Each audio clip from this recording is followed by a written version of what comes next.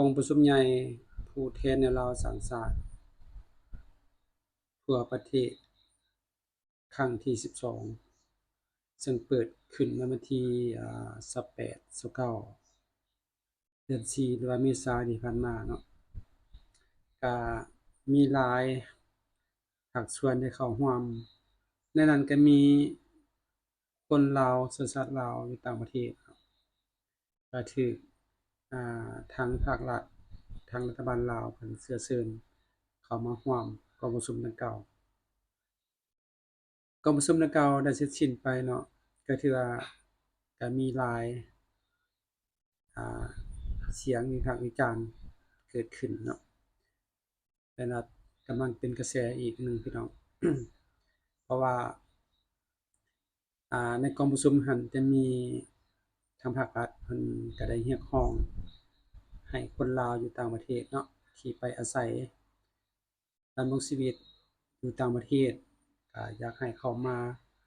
กลับคืนมาสู่ประเทศชาติบ้านเมืองกลับคืนเข้าสู่มาอ้อมอกอ่าอ้อมกอดของพ่อแม่พี่น้องประชาชนลาวก็ในนั้นก็มีคนลาวเชื้อชาติลาวอ่าที่ไปอาศัยอยู่ต่างประเทศก็ได้ถูกสัมภาษณ์เนาะก็หลายคนก็ให้ทัศนะแล้วก็ให้ข้อคิดหลายอันพี่น้องเนาะเพราะว่าปัจจุบันนี้ ประเทศลาวเราก็ถือว่าเพิ่นเปิดกว้างเปิดกว้างเลยบ่แม่นว่าเพิ่นมีแนวคิดคับแคบเพิ่นบ่ได้มีแนวคิดคับแคบเนาะเพิ่นเปิดกว้างที่สุดเลยเนาะอ่าบ่แม่นว่าประเทศลาวนี่อัดประตูเหมือนว่าประเทศลาวที่อยู่แต่ประเทศตัวเองบ่อ่าเห็นไกลบ่มองกว้างเห็นไกลเนาะก็ถือว่าปัจจุบันนี้ประเทศลาวเปิดกว้างขนาดเนาะคิดแต่ว่าภาคแรงงาน เพิ่นก็ยังเปิดให้แรงงานลาวนี่สามารถออกนอกประเทศไปหาเงินหาคำหาอาชีพหารายได้อยู่ต่างประเทศเพื่อมาพัฒนาตัวเองอยู่ในประเทศเนาะคนลาวอยากไปไสอยากทำมาหากินอยู่ไสไปได้หมดพี่น้องขอแต่ว่ามีบัตรมีใบขอแต่ได้อนุญาตสามารถเดินทางไปได้พี่น้อง เพิ่นบ่ได้จำกัดคับแคบเนาะ ฉะนั้นในสภาพปัจจุบันนี่นะประเทศลาวเราก็ถือว่าเพิ่นเปิดกว้างให้คนทั่วโลกสามารถเข้ามาดำเนินธุรกิจมาค้ามาขายอยู่ภายในประเทศ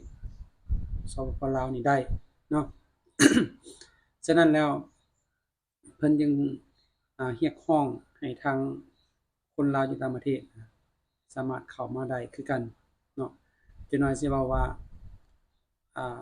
ดึงแต่คนต่างประเทศเข้ามาประเทศตัวเองคนลาวเชื้อชาติลาวคนลาวนำกันแท้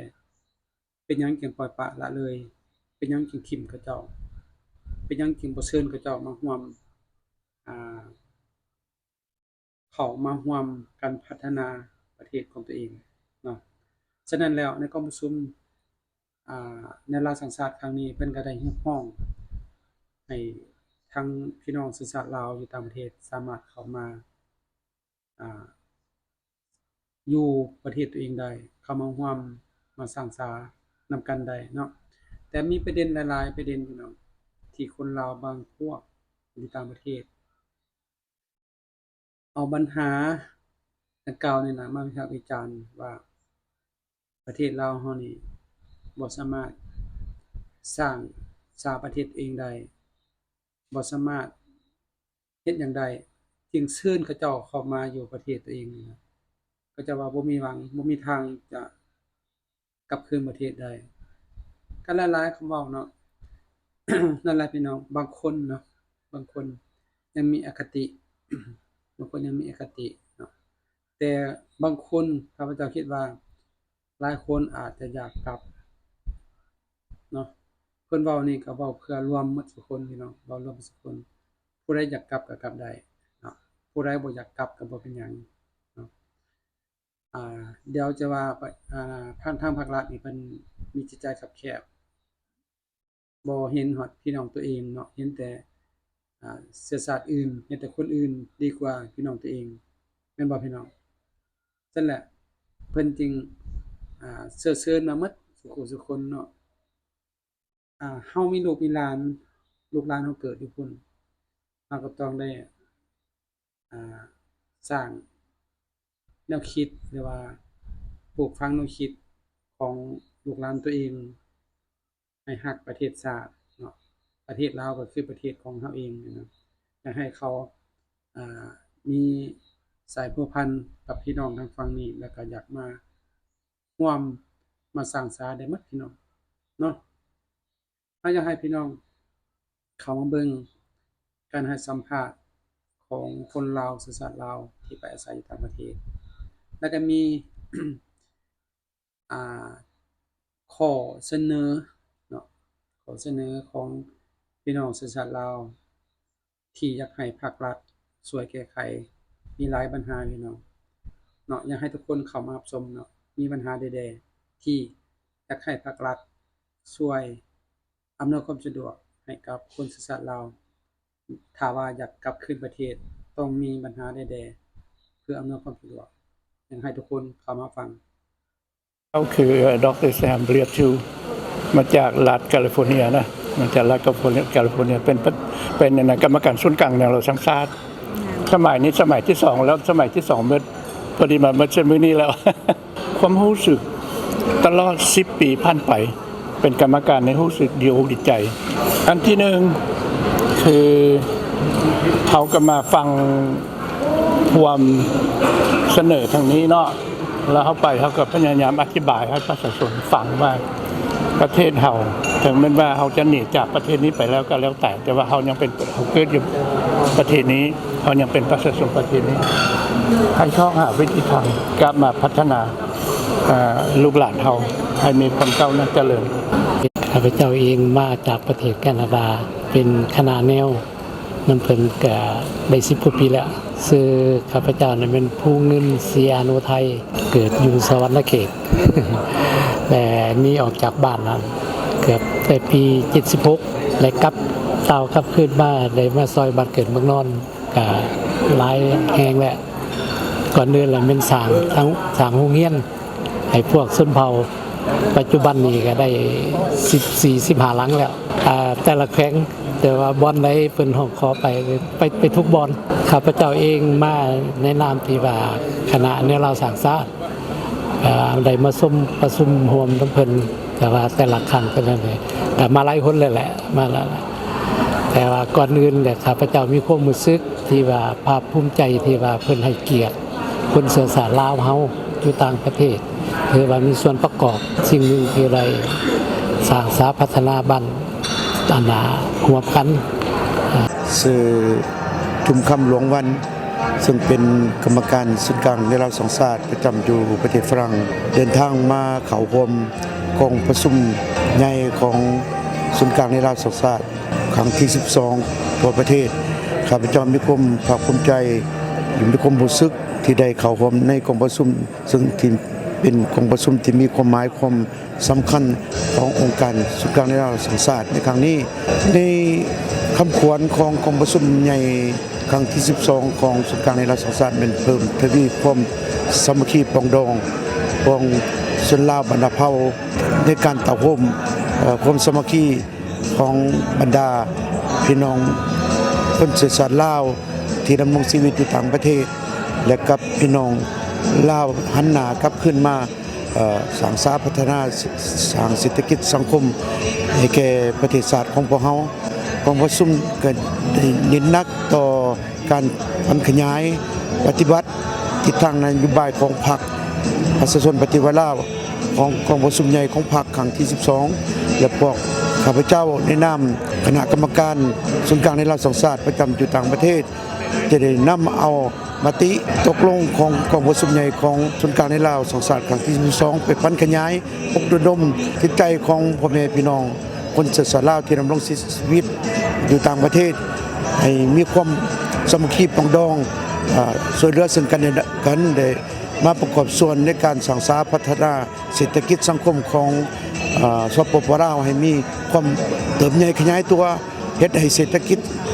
สังคมของประเทศลาวให้นับมือนับก้าวขึ้นไปตลอดบนพื้นฐานความสามัคคีของพี่น้องคนเชื้อสายลาวที่ดำรงชีวิตอยู่ต่างประเทศก็คือพ่อแม่พี่น้องประชาชนคนลาวอยู่ในประเทศบนพื้นฐานการช่วยเหลือซึ่งกันและกันเนาะแล้วก็ได้ส่งเสริมให้ลูกหลานคนรุ่นใหม่ที่ได้ไปศึกษาหำเฮียนมีความรู้มีความสามารถได้หันหน้ากลับขึ้นสู่นำเอาความรู้ความสามารถมาร่วมจิตร่วมใจร่วมสามัคคีกับพี่น้องคนลาวเฮาที่ดำรงที่สปป.ลาวเฮ็ดจังได๋จังให้ประเทศชาติของพวกเฮามีความก้าวหน้าและพวกเฮาก็ต้องได้ไม่หันเปลี่ยนหัดเน้นลงลึกสู่พื้นฐานทุกขงเขตของพ่อแม่พี่น้องคนเชื้อสายลาวที่ดำรงชีวิตบ่ว่าอยู่ในประเทศใดอยู่ในโลกนี้ก็แม่นว่าให้สืบต่อพัวพันธุ์ให้มีการประสานสมทบและก็ให้มีความหักเสื้อแพร่งชาติหักบ้านเกิดเมืองนอนแล้วก็รักษาหิตของประเพณีวัฒนธรรมแห่งศาสตร์ลาวของเฮาเพื่อให้ลูกหลานคนรุ่นใหม่รับรู้ว่าสปป.ลาวเป็นประเทศหนึ่งที่มีการสร้างสาพัฒนาต่อไปแล้วก็ในระยะ50 ปีผ่านมานี้บนพื้นฐานทิศทางนโยบายของพรรคประชาชนปฏิวัติลาวก็ได้นำพาพ่อแม่พี่น้องประชาชนลาวสร้างสาพัฒนาประเทศชาติของพวกเฮาเติบใหญ่ขยายตัวมีความก้าวหน้าทางด้านสังคมทางด้านเศรษฐกิจและเทคโนโลยีอันนี้มันเสื่อเซินและสุกยู่ให้พ่อแม่พี่น้องประชาชนลาวบรรณเผ่าที่ดำรงชีวิตให้หันหน้าเข้าสู่บ้านเกิดเมืองนอนในปัจจุบันนี้ประเทศลาวก็บ่ได้น้อยหน้าต่ำต้อยก็ได้สร้างสรรค์พัฒนาไปเรื่อยๆขอเชิญให้ญาติพี่น้องมาเยี่ยมยามให้มาเบิ่งด้วยตนเองว่าแล้วก็ให้นำเอาลูกหลานคนลาวเฮาที่ได้ดำรงชีวิตเป็นอยู่ต่างประเทศนั้นให้กลับขึ้นมา